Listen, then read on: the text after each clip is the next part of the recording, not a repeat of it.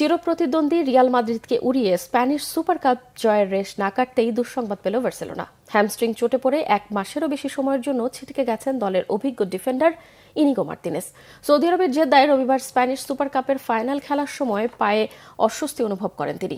ম্যাচের 29 মিনিটে মাঠ ছাড়েন 33 বছরের এই স্প্যানিশ ফুটবলার। ফাইনালে রিয়াল মাদ্রিদকে 5-2 গোলে হারিয়ে রেকর্ড 15 বারের মতো সুপার কাপ ঘরে তোলে কাতালান জায়ান্টরা। স্প্যানিশ সংবাদ মাধ্যম এসএ এর প্রতিবেদন অনুযায়ী ইনিগোর ডান পায়ের ফিমোরাল বাইসেপসের পেশি ছিঁড়ে গেছে। 5 সপ্তাহের জন্য মাঠের বাইরে থাকতে হবে তাকে। বার্সেলোনার জন্য যা বড় ধাক্কা। এই মৌসুমে হান্সি ফ্লিকের দলের গুরুত্বপূর্ণ সদস্য ইনিগো। সব প্রতিযোগিতা মিলিয়ে এখন পর্যন্ত দলের 28 ম্যাচের 27টিতেই খেলেছেন এই অভিজ্ঞ ডিফেন্ডার। সুপার কাপের ফাইনালে ইনিগোর বদলিনামা রোনাল্ড আরাউনহোকে আরও বেশি প্রয়োজন হবে দলটির। হ্যামস্ট্রিংয়ে চোটের লম্বা সময় বাইরে থাকার পর চলতি মাসের শুরুতে কোপা দেল রের ম্যাচ দিয়ে মাঠে ফিরবেন উরুগুয়ের 25 বছর বয়সী এই ডিফেন্ডার। বার্সেলোনা তাদের পরের ম্যাচে বুধবার কোপা দেল রের শেষ 16য় রিয়াল বেতিসের বিপক্ষে মাঠে নামবে।